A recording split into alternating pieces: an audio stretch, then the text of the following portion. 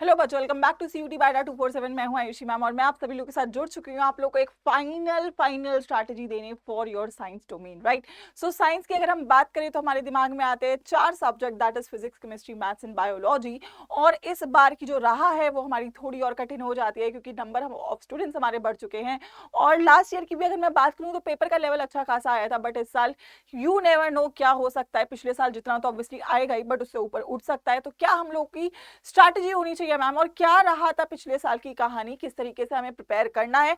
देखो, अगर आपको स्ट्रीम चेंज भी करनी है, बहुत सारे साइंस के बच्चे होंगे जिनको ह्यूमैनिटीज के कुछ कोर्सेज करने होंगे, बीए करना होगा, बीकॉम करना होगा, बट याद रखना कि आप लोग को नंबर तो अपने सब्जेक्ट में ही लाना है, पीसीएम में ही लाना है, पीसीबी में ही लाना है, राइट। सो सभी बच्चे यहाँ पे जल्दी से एक बार सेशन को लाइक और शेयर कर देंगे और स्ट्रैटेजी को करेंगे 110% फॉलो, ताकि मिल सके हमें 110% रिजल्ट्स भी, right. So let's get started with the video, जिसमें हम बात कर रहे हैं सीयूटी 2023 की, जिसका पेपर हमारे सामने आ चुका है।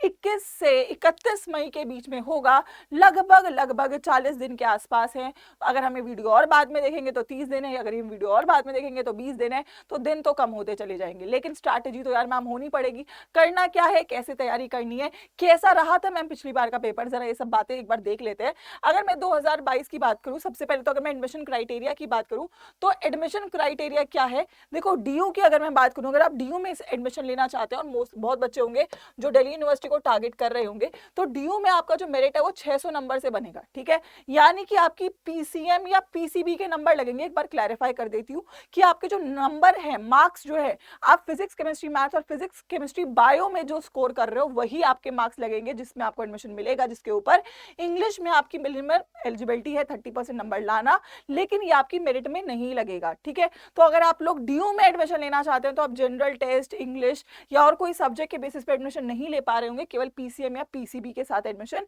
ले पा रहे होंगे, राइट। लेकिन अगर हमें अपने ऑप्शंस को बढ़ाना है तो हम अदर यूनिवर्सिटीज को भी टारगेट कर सकते हैं, और अदर यूनिवर्सिटीज के साथ वी हैव अ कॉम्बिनेशन, जिसमें लैंग्वेज, जीटी और डोमेन्स को इस्तेमाल करके आपका जो स्कोर है, जो मेरिट है, वो बन रही होगी और आपको एडमिशन मिल रहा होगा, राइट। सो दो पर्सपेक्टिव है, एक डीयू का है और एक बाकी यूनिवर्सिटी का है। अगर आप डीयू टारगेट कर रहे हैं देन यू शुड हैव कि भाई पीसीएम पीसीबी में ही नंबर लाने हैं, 600 में से 550 प्लस का टारगेट रखना पड़ेगा, तभी जाके हमें एक अच्छा कॉलेज मिल पा रहा होगा, ठीक है। ये तो क्राइटेरिया की बात कर लेते हैं।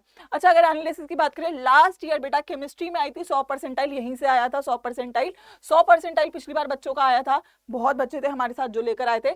नंबर कितने थे बेटा, 200 में से 195, और बहुत मतलब देयर वाज अ स्टूडेंट उसके 200 नंबर भी थे, right. She was my student.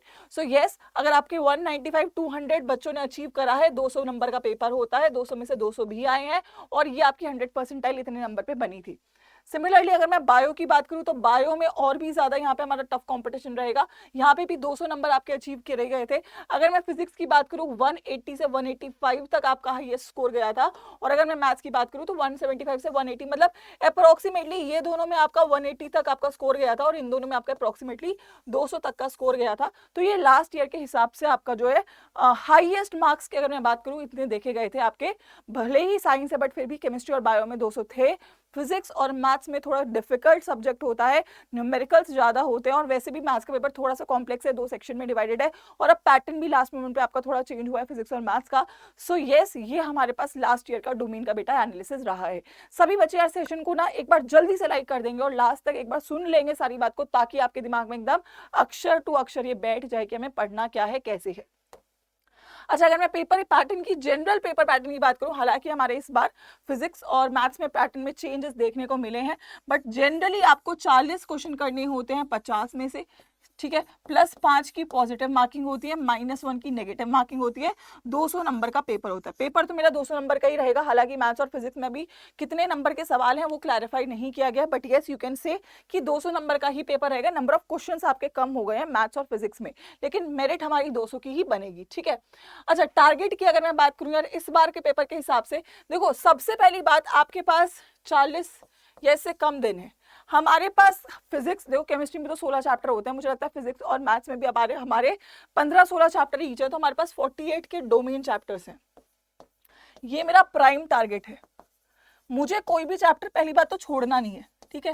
पहली बात, जो लोग बोलते हैं ना कि यार सिलेबस आधा कर लो, ये चैप्टर इंपॉर्टेंट नहीं है, मत करो, नहीं, करना तो सारा कुछ है, हर एक चैप्टर करके जाना है। 16 चैप्टर है, 48 डेज है, दिन मेरे पास 40 से कम है, तो टेक्निकली 40 दिन और 48 चैप्टर है। और ऐसा नहीं है कि बस तुमने एक बार किताब खोल के पढ़ लिया तो काम चल जाएगा, नहीं, हमारे को पढ़ना भी है, रिवीजन भी करना है, और एक बार तो रिवीजन नहीं करना, कम से कम 2 से 3 बार करना है। तो देखो टास्क तो डिफिकल्ट है, 40 दिन में 48 चैप्टर्स मिनिमम है। अब अगर कोई बच्चा इंग्लिश का पेपर जैसे हम देना ही है तो इंग्लिश को भी टाइम दिया जाएगा, और अगर कोई बच्चा और यूनिवर्सिटीज को टारगेट करे थोड़ा बहुत जीटी को भी ध्यान देगा, ठीक है। तो लेकिन मेन तो ये है, बट इंग्लिश जीटी भी थोड़ा बहुत हमें देखना पड़ेगा। तो डिफिकल्टी बढ़ती जा रही है और टाइम कम होता जा रहा है ना। देखो मैं अपनी तरफ से तो बना नहीं रही हूँ, आप सभी लोग का सिलेबस भी आपके सामने और दिन भी आपके सामने है, ठीक है। और अगर आपको लग रहा है कि एक बार किताब को बस रीड कर दोगे और सवाल लगा के आ जाओगे तो वो तो होने से रहा। तो क्या पढ़ना है और कैसे पढ़ना है ये जानना हमारे लिए बेहद जरूरी है, ठीक है। टारगेट के लिए हमें क्या चाहिए भाई, प्लान चाहिए। बिना प्लान के तो भाई कुछ नहीं होता जिंदगी में। कोई इतनी बड़ी जंग है, इसको जीतने के लिए प्लान होना तो जरूरी है, राइट। सो अगर मैं बच्चों बात करूं इसको अचीव कैसे करना है, सबसे पहला तो मुझे एनसीईआरटी की थ्योरी कवरेज करनी है। अब ये कोई बच्चा रीड करके भी कर सकता है, बट रीड करके तुम कितना रिटेन कर रहे हो ये बहुत बड़ी बात है, ठीक है। तुमने एनसीईआरटी पढ़ तो ली, तुम्हें कितनी उसके बाद तुमने किताब बंद करके 2-3 घंटे बाद देखा कितना चैप्टर याद है, तो तुम कितने मन से वो चैप्टर पढ़ रहे हो, कितना तुमको समझ में आ रहा है। एक बार, अब किताब को तुमने 4 बार पढ़ लिया एक चैप्टर को, बट वो 4 बार का तुम्हें एक बार भी याद नहीं हुआ, तो 4 बार पढ़ने का भी कोई फायदा नहीं और टाइम भी वेस्ट हुआ। तो अगर हमारे को एक बार की रीडिंग में चैप्टर समझ में आ जाए, वो मतलब एफिशिएंसी इंपॉर्टेंट है, मेरा आउटपुट कितना आ रहा है वो मेरे लिए इंपॉर्टेंट है, क्योंकि समय हमारे लिए एक बहुत बड़ा लिमिटेशन अब निकल कर आएगा। उसके बाद पढ़ने के बाद मुझे सेग्रीगेट करना है मेरे स्ट्रॉन्ग टॉपिक्स कौन से और मेरे वीक टॉपिक्स कौन से है। क्यों? क्योंकि मेरे पास चॉइस बेस्ड पेपर है। मेरे जो स्ट्रॉन्ग टॉपिक्स है मैं उनको और स्ट्रॉन्ग करूंगा, जो मेरे वीक टॉपिक्स है उसमें से मैं ज्यादा प्रोबेबिलिटी रखने वाले सब टॉपिक्स को पढ़ के जाऊंगा, समझ लो। क्योंकि मुझे पता है पॉलीमर से क्या आना है पेपर में, मुझे पता है पॉलीमर से क्या पेपर में आने की चांसेस कम है, तो जो चांसेस कम है उस पर कम टाइम दो, जिसमें चांसेस ज्यादा है एक चैप्टर जो 100% है उसमें से उसका 80% एक ऐसी चीज है जिसके 100% पेपर में आने के चांसेस है, और 20% उसका सेक्शन ऐसा है जिसके आपके पेपर में आने चांसेस 10% है। तो जरूरी नहीं है इसको मैं पढ़ूंगा, मैं ये पढ़ूंगा, मैं इसको 100% करके ले जाऊंगा, क्योंकि अगर बाय चांस मेरा नसीब ही खराब हुआ नीचे से आ गया तो मैं उसे छोड़ दूंगा। तो ये सब जो स्ट्रैटेजी है ना, इसके साथ पढ़ने की हमें बेहद ज्यादा जो है जरूरत है इस वक्त पे, ठीक है। उसके अकॉर्डिंग फिर मुझे स्टडी प्लान अपना बनाना पड़ेगा according to the time left. अगर हम खुद से पढ़ रहे हैं, अगर हमारे पास कोई दिशा निर्देश देने वाला इंसान नहीं है तो आपको अपना उसके हिसाब से स्टडी प्लान बनाना पड़ेगा, जो भी आपके पास टाइम बच रहा है।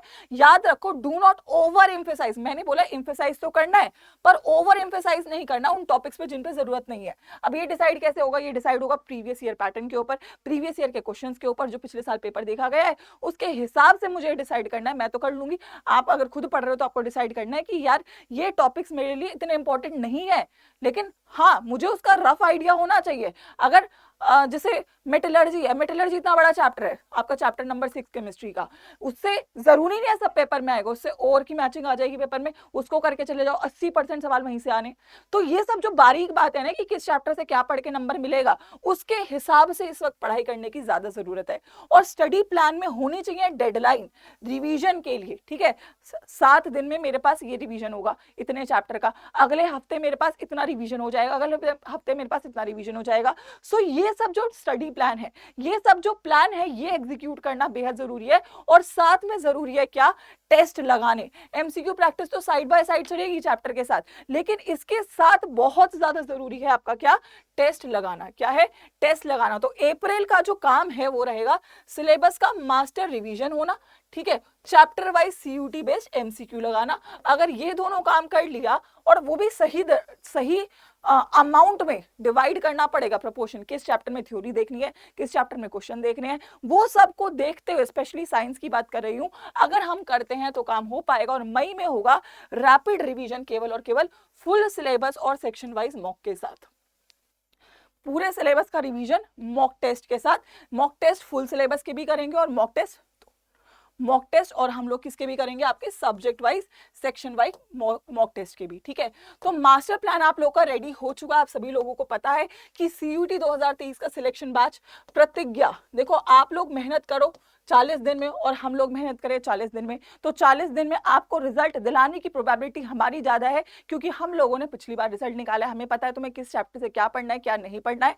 स्पेसिफिकली मैं यहाँ पे साइंस की बात कर रही हूँ क्योंकि हम साइंस की बात कर रहे हैं।